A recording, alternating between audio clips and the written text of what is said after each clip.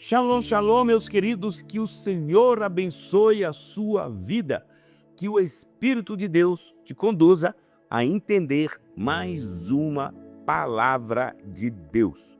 Hoje o nosso tema é demônios que atuam na mente. Chegamos então com o nosso devocional precioso. Eu sou o reverendo Milton Rodrigues e eu pastoreio a comunidade Nação Ministério Pleno. Nosso ministério fica na cidade de São Sebastião, no Distrito Federal.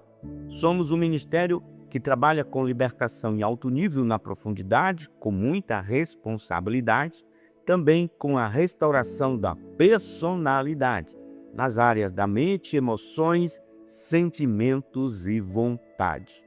Então, amados, o nosso tema é demônios que atuam na mente. Por que a vida mental do cristão é tão assediada pelos espíritos malignos? Porque os crentes dão a esses a oportunidade de os atacar. É importante que todos entendam claramente que o diabo pode atacar a mente de uma pessoa. A experiência de muitos cristãos confirma isso. A área que os espíritos malignos preferem atacar é a faculdade mental, pois ela tem uma afinidade especial com eles. Ela escapou parcial ou totalmente da soberania do homem após o pecado e veio a ficar sob a ordem satânica. Da mesma forma, essas potestades podem ligar ou desligar os pensamentos de alguém, conforme os desejos deles, menosprezando completamente as ideias da vítima.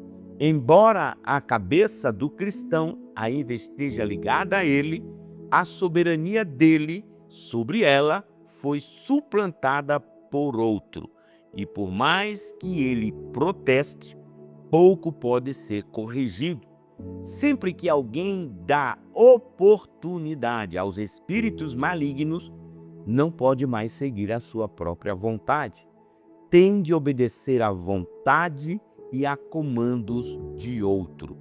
Assim que o indivíduo cede terreno na mente, perde a soberania sobre esta. Isso também indica que agora os espíritos malignos ocupam a faculdade mental dele. Se esses espíritos não tivessem atacado sua mente, ele continuaria no controle de tudo. Poderia pensar ou parar de pensar sem dificuldade, conforme seu querer. Devido a essa afinidade entre a mente e os maus espíritos, o cristão frequentemente abre caminho para eles. O terreno que essas potestades conquistam concede-lhes a autoridade para operarem na mente do crente, sem impedimento. Por isso, tenhamos consciência do seguinte: a mente do homem pertence ao próprio homem. Sem a sua permissão, o inimigo não tem poder para usá-la, a menos que o homem voluntariamente entregue a sua mente aos espíritos malignos, sabendo ou não.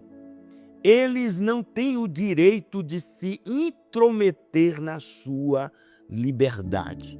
Isso não significa que essas forças malévolas nunca nos sustentem em nosso próprio pensamento. Isso é inevitável. Contudo, ao exercitar nossa vontade fazendo oposição ao pensamento tentador, este cessará imediatamente. O problema de muitos cristãos hoje é que, mesmo resistindo conscientemente, o pensamento continua vulnerável e não deveria ser assim. Isso é uma firme indicação de que os espíritos malignos estão operando nele. O fator mais crítico em relação à atividade perversa dos demônios é a concessão do terreno a eles. Sem isso, eles não podem operar. O limite da operação deles depende da quantidade de espaço que lhes cedemos. É no órgão do pensamento que o cristão fornece território aos espíritos malignos e é dali que eles operam. Falando de modo geral, São 6 os tipos de terreno que podemos ceder ao inimigo. Vamos aqui examinar cada um deles agora mais delicadamente. Primeiro, uma mente não renovada. Amados, a carne seguidamente fornece base para as operações do inimigo. Se a mente do homem não for renovada, quando seu espírito é regenerado, ele expõe grande território às maquinações do espírito maligno. Embora muitos crentes tenham a mentalidade mudada por ocasião da conversão, os olhos do seu coração, uma vez que cegados por Satanás, ainda não foram iluminados inteiramente e podem continuar tapados em muitas áreas. Esses cantos escuros são os antigos centros de operação dos espíritos malignos. Embora impedidos em grande parte, eles não foram eliminados e assim continuam a fornecer as bases para a operação das hostes invisíveis da impiedade na mente. Os exércitos do diabo encobrem cuidadosamente seus feitos. Se o cristão permanecer carnal, eles irão introduzir nele noções que aparentemente concordam com seu temperamento e suas avaliações, levando-o a crer que tudo isso é seu pensamento natural. Sabedoras de que essa mente não renovada constitui sua melhor oficina de trabalho, as forças do inimigo empregam todo o artifício para manter o crente na ignorância, impedindo-o de buscar renovação da sua mente. E se estes cedessem apenas nele, o sofrimento do intelecto e da memória não seria tão severo, mas existem ainda outros tipos.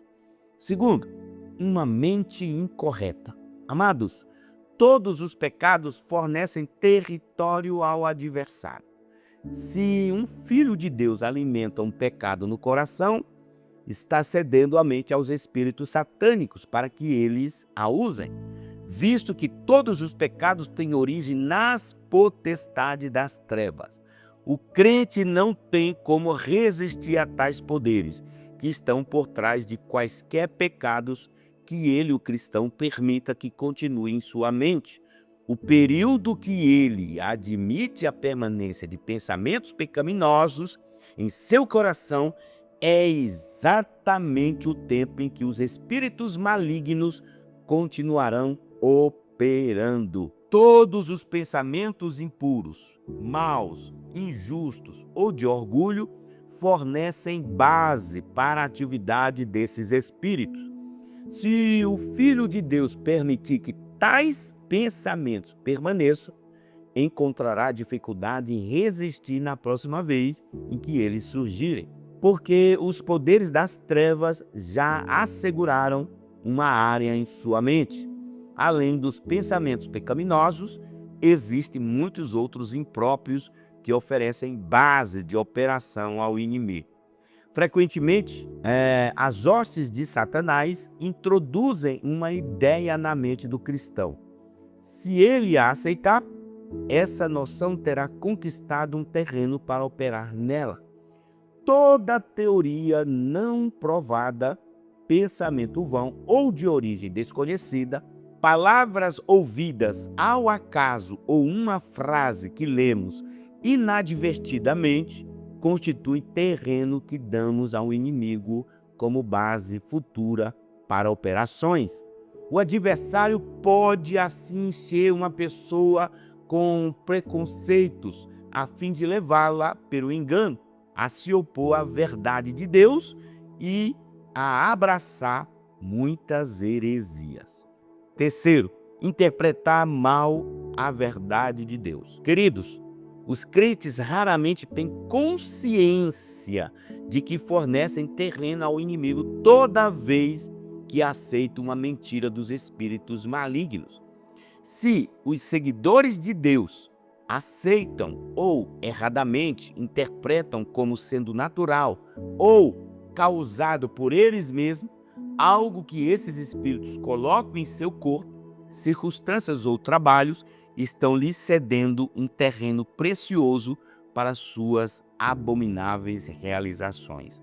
Quando abraçamos uma mentira, damos terreno para que os elementos satânicos continuem operando em nossa vida.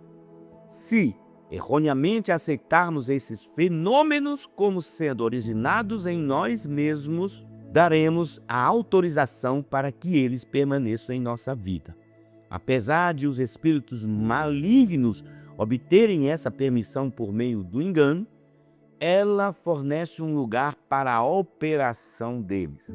Por outro lado, muitos cristãos interpretam mal as verdades de Deus, ignorando o verdadeiro sentido de haverem morrido com Cristo, da consagração, do mover do Espírito Santo e assim por diante. Concebem no coração interpretações inexatas dessas verdades e, consequentemente, prejudicam a si mesmos. Os espíritos malignos aproveitam essa oportunidade e comunicam aos cristãos seu entendimento e interpretação errada das verdades divinas. Eles planejam de acordo com o entendimento errado do crente, e este julga que essas coisas são de Deus, ignorando que são apenas uma imitação feita pelos tais espíritos, fundamentadas no seu mau entendimento. Quarto, a aceitação de sugestões. Então, queridos, inúmeras são as sugestões que as hostes de Satanás plantam na mente do cristão, principalmente ideias com respeito às suas circunstâncias e seu futuro. Elas gostam de dar-lhes profecias, predizendo o que lhe será feito dele e o que lhe acontecerá. Se ele não tiver consciência da origem de tais predições, ou seja, das profecias, e permitir que elas permaneçam em sua mente, os espíritos malignos, na hora certa, atuarão em suas circunstâncias para provocarem tudo aquilo que profetizaram. Talvez o crente já espere por isso, sem ter conhecimento de que tudo foi planejado pelos poderes inimigos. Eles simplesmente elaboraram um pensamento na forma de profecia, depois o plantaram na mente do cristão para ver se ele vai aceitá-la ou rejeitá-la. Se a mente dele não oferecer objeção e até mesmo aprovar a profecia, os espíritos da impiedade terão conquistado um lugar para realizar o que planejaram. O cumprimento das palavras dos adivinhos é baseado inteiramente nesse princípio. Ocasionalmente, o adversário injeta declarações proféticas com respeito ao corpo do cristão, predizendo, por exemplo, fraqueza ou doença, e se ele aceitar esse pensamento, ficará realmente enfermo e fraco. Ele pensa que está doente de verdade. Os que possuem conhecimento científico concluem que se trata de uma doença psicológica. Contudo, quem tem discernimento espiritual sabe que isso acontece simplesmente porque a pessoa aceitou a sugestão de um espírito maligno em forma de profecia. Desse modo, concedeu terreno para que ele criasse a situação. Quantas das doenças chamadas naturais e psicológicas são, na realidade, maquinações desses espíritos? Quando um cristão não repele os pensamentos que têm origem nos espíritos malignos, eles lhes concedem base para que atuem em sua vida. Agora, queridos, quinto, uma mente vazia. Deus criou o homem com uma mente que deve ser utilizada. Mateus 13:23 diz, é o que ouve a palavra e a compreende. O Senhor quer que o homem compreenda a sua palavra com o intelecto, de onde a mensagem passa à emoção, à vontade e ao espírito do crente. Uma mente vivida é, portanto, um obstáculo à obra dos espíritos malévolos. Um dos principais alvos desses espíritos é conduzir a mente da pessoa a um estado de vazio interior, estabelecendo ali um verdadeiro vácuo. As potestades do inimigo empregam o engano ou a força para transformar a faculdade mental do cristão numa entidade vazia. Eles sabem que enquanto sua cabeça estiver vazia, ele não poderá pensar. Elas o despojarão de todo raciocínio e sentido e o levarão a aceitar sem questionar os ensinos malignos a despeito da natureza ou consequência deles. O cristão deve exercitar a mente, pois o exercício dela constitui uma enorme desvantagem para os espíritos malignos. Tanto é que eles são compelidos a exercitar sua força total para tentar esvaziá-la. Só quando a mente funciona de forma normal é que o cristão está apto a discernir as revelações sobrenaturais absurdas e as várias insinuações nela implantadas, e também a reconhecer que são de origem demoníaca. Uma mente vazia constitui uma base para o maligno atuar. Todas as revelações e noções que entram numa cabeça vazia emanam de fontes inimigas. Se o cristão não utilizar seu órgão de pensamento, descobrirá como os espíritos malignos estão ansiosos para ajudá-lo a pensar. Sexto, uma mente passiva. Em termos gerais, a mente vazia difere bastante da passiva. A diferença é que, enquanto a mente vazia é aquela que não é usada, a passiva fica à espera de alguma força exterior para ativá-la. Encontra-se um passo além da mente vazia. Ser passivo é se abster de mover-se por si mesmo e deixar que elementos exteriores o façam. Um cérebro passivo não pensa por si mesmo, mas permite que uma força estranha pense por ele. A passividade reduz o homem a uma máquina. A mente que se encontra em um estado passivo é muito vantajosa para os espíritos malignos, porque lhes oferece a oportunidade de ocupar também a vontade e o corpo do crente.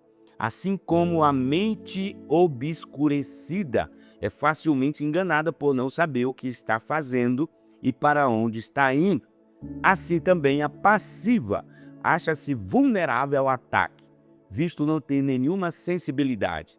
Se alguém permitir que sua cabeça cesse de pensar, pesquisar, decidir e de examinar sua experiência e a ação à luz da Bíblia, está praticamente convidando Satanás a invadir sua mente e enganá-lo. Muitos dos filhos de Deus, em seu desejo de seguir a direção do Espírito Santo, acham que não precisam avaliar, investigar e julgar à luz da palavra todos os pensamentos que aparentemente vêm do Senhor. Pensam que ser guiado pelo Espírito está morto para si mesmo e obedecer toda a noção e impulso do cérebro. Seguem principalmente as ideias que surgem depois de um período de oração. Por isso, procuram deixar a mente passiva durante e depois da oração. Interrompem o fluxo dos próprios pensamentos e outras atividades mentais a fim de se prepararem para receber os pensamentos de Deus, entre aspas. O resultado é que se tornam duros e inflexíveis, sem raciocínio, e adotam práticas severas, obstinadas e irracionais. Eles ignoram vários fatos. Primeiro, a oração não transforma nossos pensamentos comuns em espirituais. Segundo, ficar esperando pensamentos divinos durante e após a oração é abrir a mente às operações dos espíritos malignos que tentam imitar as de Deus. Terceiro, a direção do Senhor ocorre na intuição, que é do espírito, e não na mente, que é da alma. Não são poucos crentes que procuram treinar a si mesmo para alcançar uma mente passiva. Estão ignorando a vontade de Deus, que não deseja que o homem seja passivo, mas que coopere ativamente com ele. Eles induzem a si mesmos a não pensar, a fim de receber os pensamentos divinos. Não entendem que, se eles mesmos não estão usando um cérebro, o Senhor também não usará nem introduzirá neles seus pensamentos.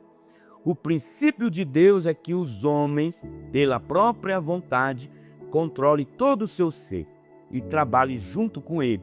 Somente o diabo se aproveita da mente passiva, impedindo que o homem a controle. Deus não deseja que os homens recebam sua revelação como autômatos. Os espíritos inimigos é que almejam isso. Toda passividade é proveitosa para estes, pois prazerosamente tiram vantagem da insensatez e da inércia do povo de Deus nesses casos. Quero concluir. Queridos, uma mente descontrolada ou acelerada é um estado de excesso de pensamentos e atividades, comum no dia a dia moderno, causando insônia, irritabilidade e dificuldade de concentração. E pode estar ligada à ansiedade, estresse ou burnout, sendo gerenciável com mudanças de hábitos, mas requerendo ajuda profissional se grave, e pode ser acalmada com foco no presente. Exercícios e técnicas de relaxamento, embora possam indicar condições mais sérias, como transtorno delirante ou psicótico, em casos extremos. Agora vamos ver sinais e sintomas de uma mente descontrolada. Vamos lá. Pensamento acelerado. Muitos pensamentos em alta velocidade. Dificuldade de concentração é um outro problema. Perda de foco em tarefas. Irritabilidade e impulsividade. Reações desproporcionais a pequenos problemas. Insônia, um outro fator, que são as dificuldades para dormir ou sono agitado. Cansaço mental e físico. Exaustão constante. Preocupação excessiva, são os chamados sofrimento antecipado. Quais são as causas comuns? Estilo de vida moderno, excesso de informação e atividades, sobrecarga, como de trabalho, finanças, problemas pessoais, estresse, estresse agudo, luto, de violência ou crônico, que é o de burnout, ou condições de saúde mental, que é a ansiedade, depressão, bipolaridade, esquizofrenia, e substâncias, que é o abuso de químicas que pode desequilibrar neurotransmissores.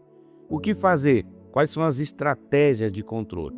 Foco no presente, pratique meditação, respiração consciente, mindfulness, também distração saudável, exercícios físicos, hobbies, por exemplo, ler, cozinhar, desenhar, autoconhecimento, rotule suas emoções para entendê-las melhor, reavaliação cognitiva, mude o significado de situações estressantes e desconexão digital, reduza o tempo em telas e redes sociais. Quando procurar ajuda profissional, se os sintomas persistirem e atrapalharem sua vida, tá? Se houver suspeita de quadros como psicose ou transtornos mais graves, um psicólogo ou psiquiatra pode diagnosticar a causa, a síndrome do pensamento acelerado, ou ansiedade e etc. E indicar o tratamento adequado, que pode incluir psicoterapia e, em alguns casos, medicação. Então, queridos, que você seja abençoado, que o Senhor te abençoe poderosamente. Se você já está inscrito em nosso canal, muito obrigado. Se você ainda não está inscrito, se inscreva aqui no botão se inscrever e não esqueça, ative o sininho para que você receba notificações de nossas postagens aqui no canal, ok? Também nos siga nas nossas redes sociais. Lá no Instagram, você vai colocar @Ministério Pleno, no TikTok, ministériopleno.news, e no Facebook você vai colocar @Ministério Pleno, ok? Também você pode me seguir lá no meu próprio YouTube pessoal, ok? Que é @Reverendo Milton Rodrigues, com 2 S no final, ok? E Deus abençoe você, que você seja abençoado poderosamente Um cheiro no coração. Até o nosso próximo devocional.